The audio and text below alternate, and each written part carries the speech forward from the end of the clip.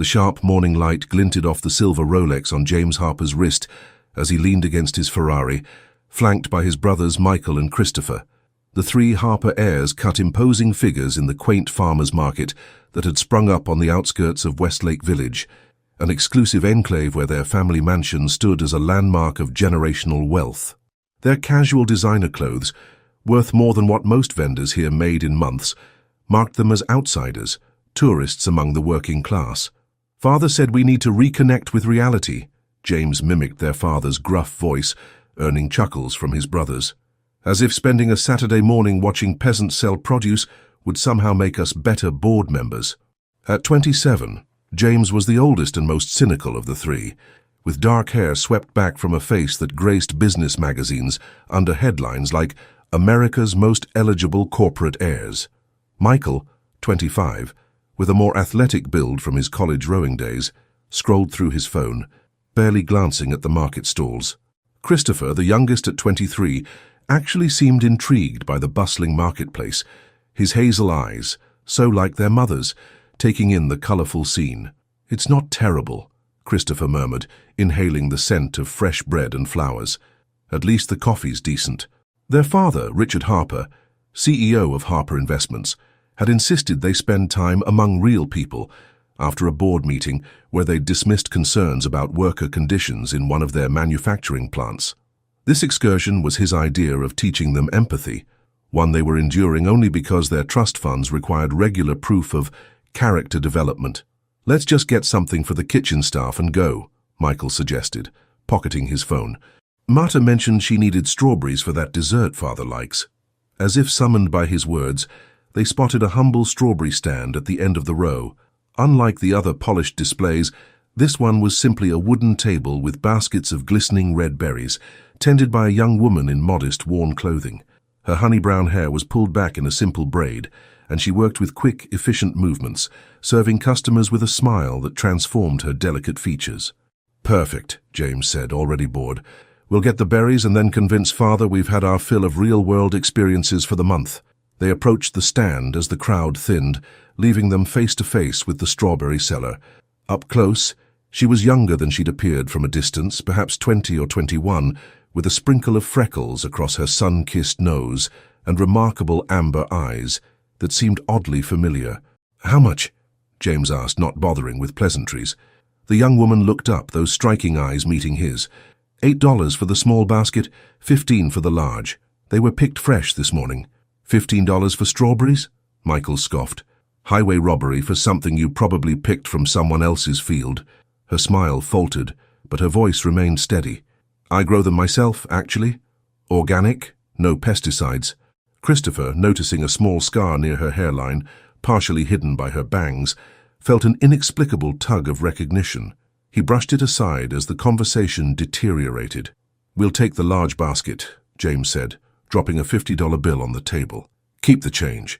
Maybe you can buy some clothes that don't look like they came from a donation bin." The young woman's hands stilled over the berries. Something flashed in those amber eyes, not just hurt, but a spark of defiance. "I don't need your charity," she said, pushing the bill back toward him, "and I certainly don't need fashion advice from someone who's probably never worked a day in his life." James blinked, unused to being challenged. "Do you have any idea who we are?" "Should I?" she countered, her chin lifting slightly. "We're the Harpers," Michael inserted, eyes narrowing. "As in Harper Investments, Harper Technology, Harper Media, the family that owns half the valley," she finished for him. "I know who you are, everyone does. That doesn't entitle you to be rude." Christopher, watching her closely, felt increasingly unsettled by her familiar mannerisms. The way she tilted her head when challenging them, the slight gesture of tucking a loose strand of hair behind her ear. It reminded him of someone, though he couldn't place who. "What's your name?" he asked suddenly, interrupting James's brewing retort. She hesitated, then answered, "Emma. Emma Sullivan." "Sullivan," James repeated with a smirk. "Not exactly a name that opens doors around here." Emma handed him the basket of strawberries with a tight smile. "We can't all be born with silver spoons, Mr. Harper. Some of us have to earn our way." As she extended her arm, her sleeve rolled up slightly, revealing a small birthmark on her wrist, a distinctive coffee-colored shape like a crescent moon. Christopher felt the air leave his lungs. That birthmark. He'd seen it before in family photos on the wrist of... "I think we're done here," James announced, taking the berries. "Enjoy your little stand, Emma Sullivan. Some free advice. Attitude doesn't sell berries." As they turned to leave, Christopher lingered, staring at Emma with growing disbelief. "That birthmark," he said quietly. "You've always had it?" Emma instinctively covered her wrist, surprised. "Yes." "Why?" "No reason," he said, but his mind was racing. "Thanks for the strawberries." Walking back to the car, Christopher couldn't shake the feeling that something momentous had just occurred. The birthmark, those amber eyes, the scar on her hairline, they all pointed to something impossible, yet increasingly undeniable. Back at their mansion over lunch on the terrace overlooking manicured gardens, Christopher couldn't focus on his brother's conversation. His thoughts kept returning to Emma Sullivan, the strawberry seller with their sister's eyes. 15 years ago, their youngest sibling, 6-year-old Emily Harper, had disappeared during a family vacation in Europe. The worldwide search had yielded nothing but dead ends and heartbreak. Their mother never recovered from the loss, fading away until cancer claimed her 5 years later. Their father became even more driven and cold, burying himself in work while raising his 3 sons to inherit his empire. They never spoke of Emily anymore. The east wing of the mansion, where her room remained untouched, was like a museum to grief that they all avoided. But now, Christopher couldn't ignore the striking similarities. The age would be right. The birthmark was identical, and those eyes, their mother's eyes. "I need to check something," he muttered, excusing himself from the table. In his father's study, he unlocked the desk drawer where old family albums were kept. Flipping through pages of happier times, he found what he was seeking: a close-up of Emily on her 6th birthday, laughing at the camera, her amber eyes shining and that same crescent birthmark visible on her small wrist. Christopher felt his heart pound. Could it really be possible? Had they just insulted their long-lost sister? And if Emma Sullivan was really Emily Harper, how had she ended up selling strawberries at a farmer's market with no knowledge of her true identity? The revelation hit Christopher like a physical blow. He sat alone in his father's study, the family album open on his lap, comparing the photograph of 6-year-old Emily with the mental image of Emma Sullivan. The similarities were too striking to be coincidental. The distinctive amber eyes, the crescent-shaped birthmark, even the small scar near the hairline that Emily had gotten from falling off her first bicycle. How was it possible? The private investigators their father had hired had scoured the globe for years. The ransom they'd expected never came. Eventually, the case went cold, and the Harpers buried their grief along with their hope. Christopher closed the album with trembling hands. He couldn't bring this to his brothers or father without being certain. James would dismiss it outright, and their father, Richard Harper, had hardened himself after losing both his daughter and wife. False hope would destroy what little humanity remained in him. "I need to know more about her," Christopher murmured, pulling out his phone. The next morning, Christopher returned to the farmer's market alone, deliberately dressed down in jeans and a plain button-up shirt. He spotted Emma immediately, arranging her strawberry display with care. Today she wore her honey-brown hair loose around her shoulders, making the resemblance to their mother even more pronounced. He approached casually, stopping to examine the berries. "These look even better than yesterday." Emma glanced up, recognition and wariness crossing her face. "Mr. Harper, back for more insults or just strawberries today?" "Christopher, please," he said, wincing at her tone. "And I wanted to apologize for my brothers. We were raised better than that." She studied him, surprise evident in her expression. "Apology accepted, I guess, though I'm not the only vendor they've treated that way." "I'm not surprised," Christopher admitted, "but I'm trying to be different." Emma's guarded expression softened slightly. "Well, points for effort. Would you like some strawberries, Christopher?" "Yes, and maybe some information." He leaned against her table. "How long have you been selling here?" 3 seasons now," she replied, filling a basket. "I rent a small plot outside town. It's not much, but the berries grow well there." "You mentioned you work alone?" Emma's movements slowed, suspicion returning. "Why all the questions?" "Just making conversation," he said quickly. "My family isn't big on small talk, if you couldn't tell." This earned a reluctant smile. "I live with my dad, adoptive dad," she clarified. "Frank Sullivan." He's been sick lately, so I'm handling the stand alone. Christopher's pulse quickened. Adoptive? Emma nodded, handing him the basket. He took me in when I was 7. I don't remember much before that. Accident when I was little. She touched the scar near her hairline unconsciously. Brain injury, some amnesia. The doctors said memories might return, but most never did. Each word confirmed Christopher's suspicions. A girl with amnesia, adopted 15 years ago. The timeline matched perfectly. That must have been difficult, he managed to say. Frank made it easier. He's a good man. Her expression clouded. That's why I need the stand to do well. His medical bills. She trailed off, then squared her shoulders. Anyway, that'll be $8. Christopher paid, deliberately avoiding leaving an excessive tip this time. I'd like to hear more about your farming operation sometime. Maybe I could stop by. Emma hesitated.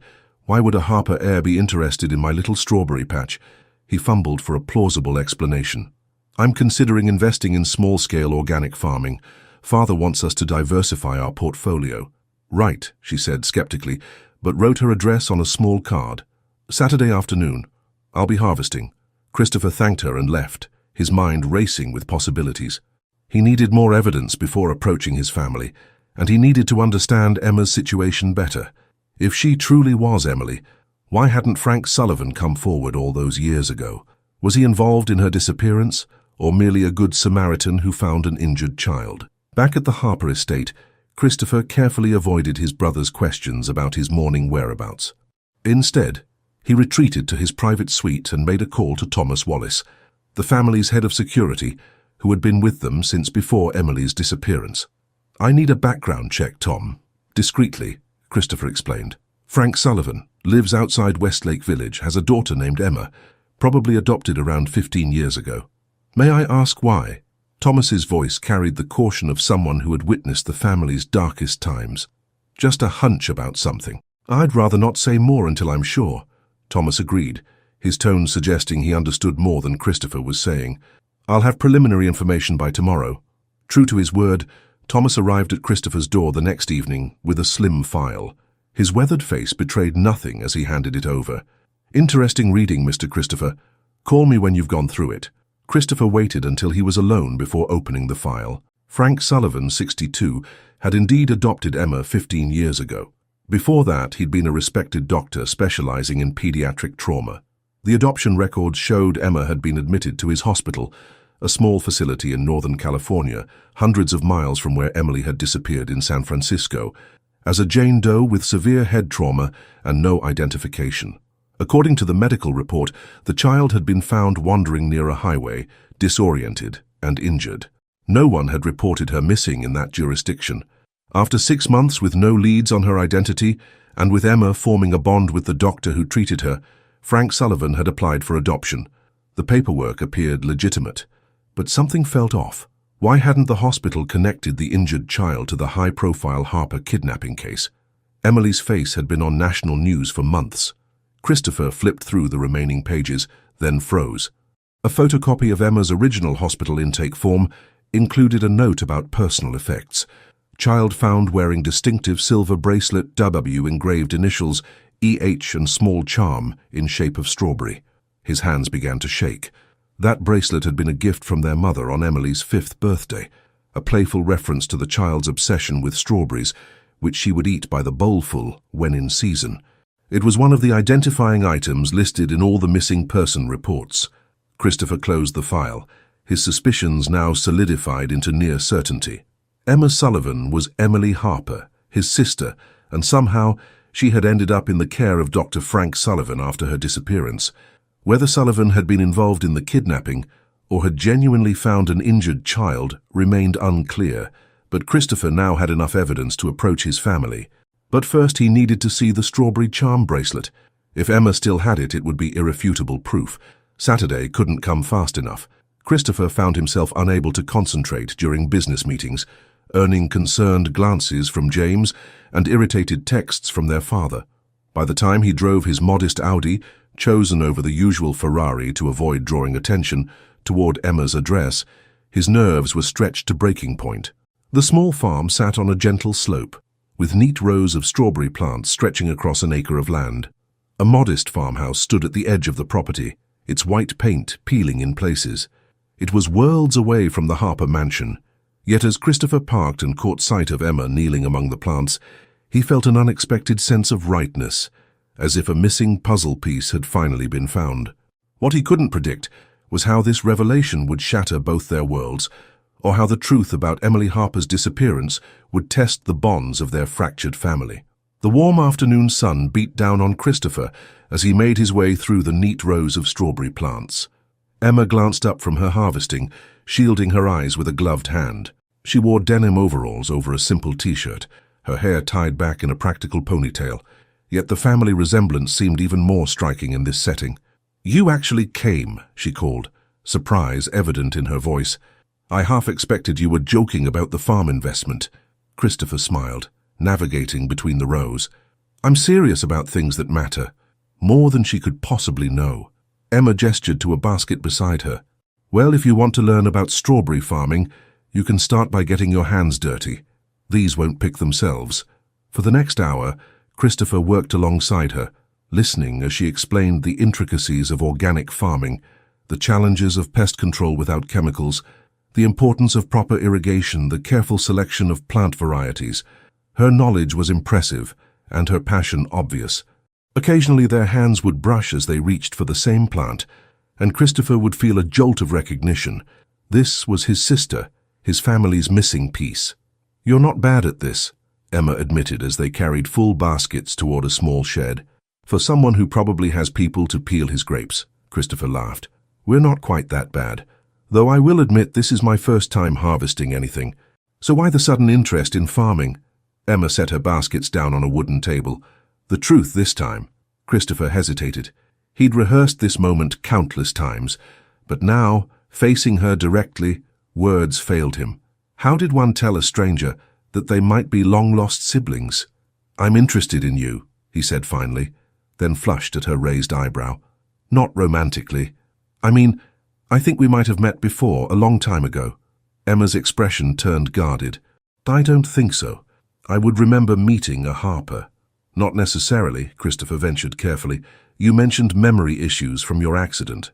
Her hands stilled over the strawberries. "How much did I tell you about that?"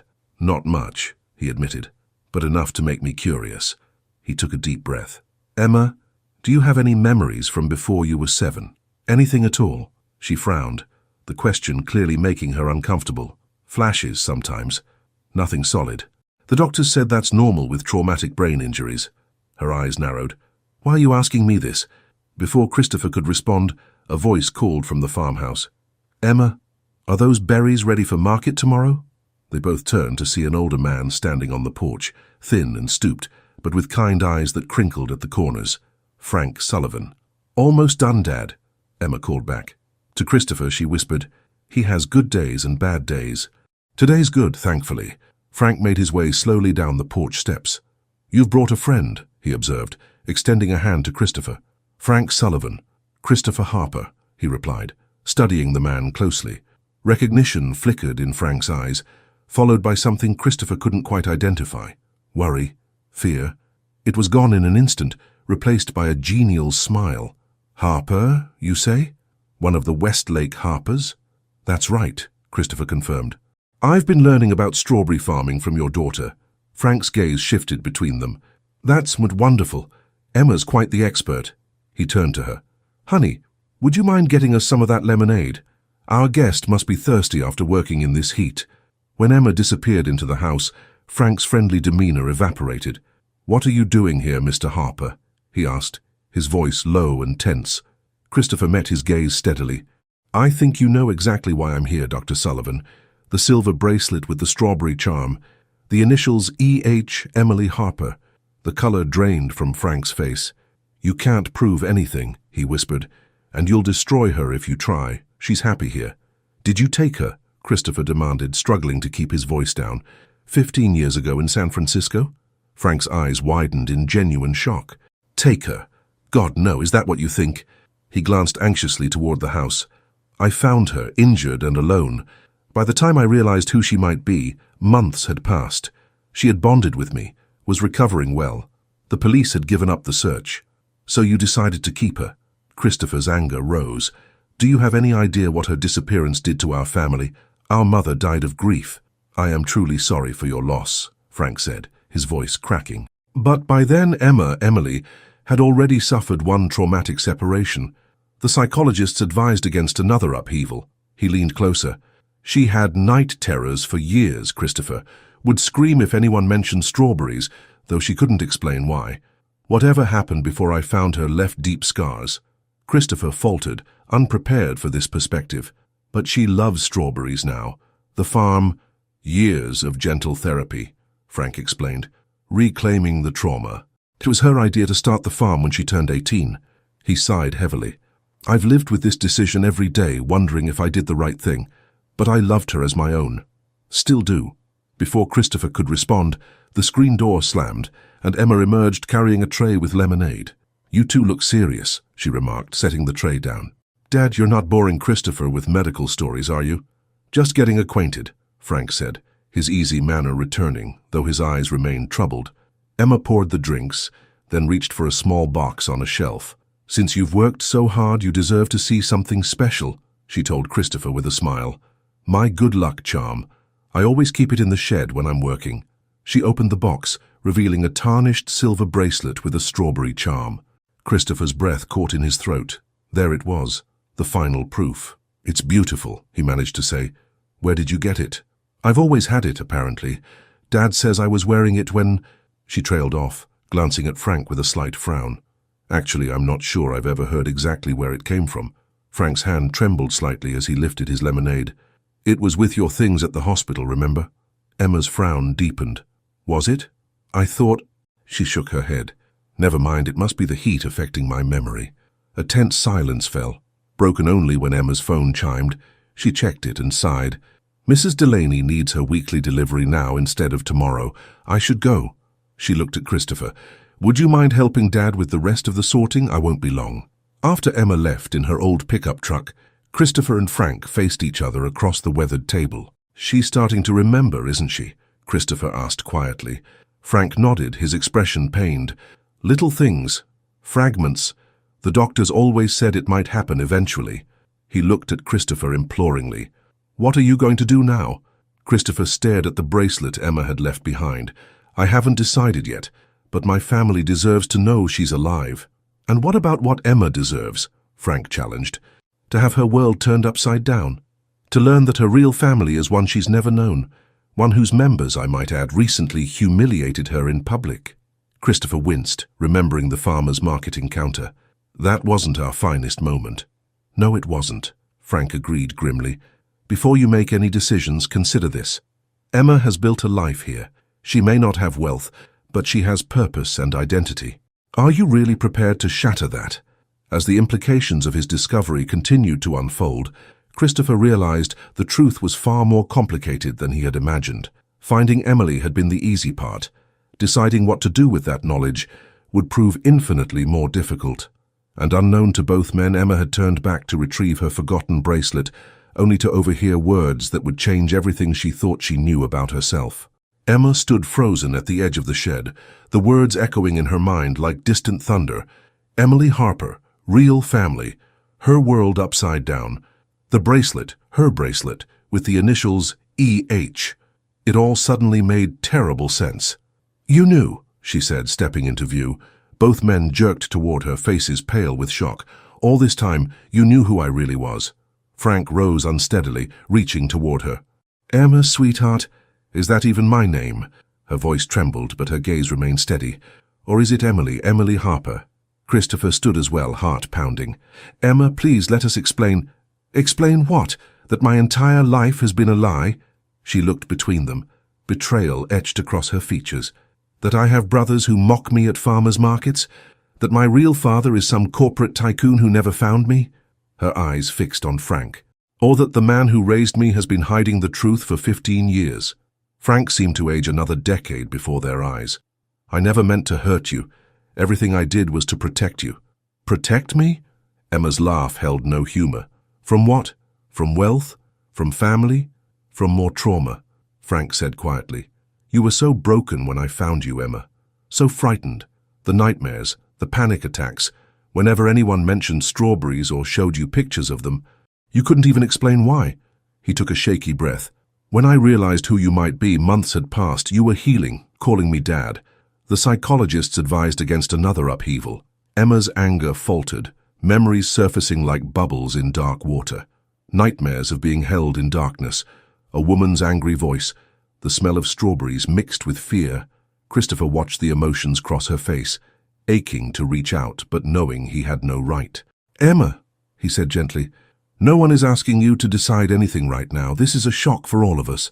She turned to him, amber eyes, their mother's eyes, searching his face. "Why did you come looking for me? After all this time?" "I didn't. Not exactly," Christopher admitted. "It was chance that brought us together at the market. But once I saw the birthmark, your eyes, I had to know." Emma touched her wrist unconsciously, where the crescent mark had always been. "The coincidence seems impossible." "Perhaps it wasn't coincidence," Frank suggested softly. "Perhaps subconsciously you wanted to be found. You chose to sell strawberries, of all things, in a market near the Harper estate." Emma sank onto a bench, the weight of revelation heavy on her shoulders. "I don't even know who I am anymore." Christopher sat beside her, careful to maintain distance. "You're still you, Emma. Nothing changes that. Whether you're Emma Sullivan or Emily Harper, you're still the woman who built this farm, who cares for her father, who stands up to entitled jerks at farmers' markets." A ghost of a smile touched her lips at that. "One of whom turns out to be my brother. All three, actually," Christopher said, "but I'd like to think I'm the least awful of the bunch." The tension broke slightly as Emma let out a small, reluctant laugh. Then she turned serious again, looking at Frank. "I need to know everything from the beginning." For the next hour in the quiet of the strawberry shed, Frank explained how he had found a small, injured girl wandering near a highway in Northern California, how she had been brought to his hospital with a severe concussion, unable to remember her name or where she came from, how he had eventually connected her to the Harper case, but by then had convinced himself that returning her would cause more psychological harm than good. "I told myself I was doing what was best for you," he finished, tears streaming down his weathered face. "But perhaps I was also being selfish. You became my whole world, Emma. My reason to keep going after your mother. My wife died." Emma listened in silence, tears tracking down her own cheeks. When Frank finished, she turned to Christopher. "And your mother? She's gone?" Christopher nodded sadly. 5 years after you disappeared. She never gave up hope of finding you, but the grief, it weakened her. When the cancer came, she didn't have the strength to fight." Emma closed her eyes, mourning a woman she couldn't remember. When she opened them again, determination had replaced confusion. "I want to meet them, my father, my other brothers, even if they're as awful as they seemed at the market. They're not so bad once you get to know them," Christopher said, then corrected himself. "Well, they're working on it. But are you sure? This doesn't have to happen right away." "I've lost 15 years, Emma said firmly. "I don't want to lose another day." The following afternoon found Emma standing at the imposing gates of the Harper estate, her heart threatening to pound out of her chest. Christopher stood beside her, a reassuring presence. Frank had wanted to come, but his health wouldn't allow it, a convenient truth that also gave Emma space to face this moment on her own terms. "Ready?" Christopher asked, his hand hovering near the intercom. Emma smoothed her simple blue dress, the nicest one she owned, yet still hopelessly out of place in these surroundings. "As I'll ever be." The drive to the main house seemed endless, the manicured grounds revealing the vast difference between Emma's life and what might have been. The mansion itself loomed like something from another world, her world, in another lifetime. In the grand entrance hall, James and Michael waited with identical expressions of confusion, having been told only that Christopher was bringing someone important to meet them. "What's going on?" James demanded, then froze as he recognized Emma. "The strawberry girl, Christopher, what is this?" But it was the older man descending the staircase who commanded the room's attention. Richard Harper, once robust and imposing, now carried himself with the careful dignity of one who has weathered unbearable loss. His hair had gone completely silver, his face lined with years of grief and responsibility. "Father," Christopher said, his voice thick with emotion, "I'd like you to meet Emma Sullivan, or as we once knew her, Emily Harper." The silence that followed was absolute. Richard gripped the banister, his knuckles white, as he stared at the young woman before him. Emma met his gaze steadily, though her hands trembled at her sides. "That's impossible," James whispered, but there was doubt in his voice as he studied Emma's features more carefully. Michael stepped closer, his earlier arrogance replaced by wonder. Those eyes, mother's eyes. Richard Harper descended the final steps like a man in a dream. He stopped before Emma, searching her face with desperate hope. "Emily?" he whispered. Emma reached into her pocket and withdrew the silver bracelet with the strawberry charm. "I've always had this," she said softly, "but I never knew what it meant." With shaking hands, Richard took the bracelet, turning it to reveal the engraving inside the band. "To our sweet Emily, with love that grows forever." Catherine's words, he murmured, tears filling his eyes. She chose them. Something broke in Richard then, years of carefully maintained composure crumbling as he reached for his daughter. Emma hesitated only a moment before stepping into his embrace, feeling an inexplicable sense of homecoming. Over her father's shoulder, Emma met the astonished gazes of her older brothers. James and Michael, who had mocked her only days ago, now stared at her as if seeing a ghost made flesh. "I guess," Emma said with a small, brave smile, "we have a lot of catching up to do." In that moment, as sunlight streamed through the grand windows of a home she couldn't remember, Emma Sullivan, once Emily Harper, and now perhaps something of both, realized that endings and beginnings were often the same thing. The harvest of her past had finally yielded its fruit, bitter and sweet together, like the first strawberry of spring.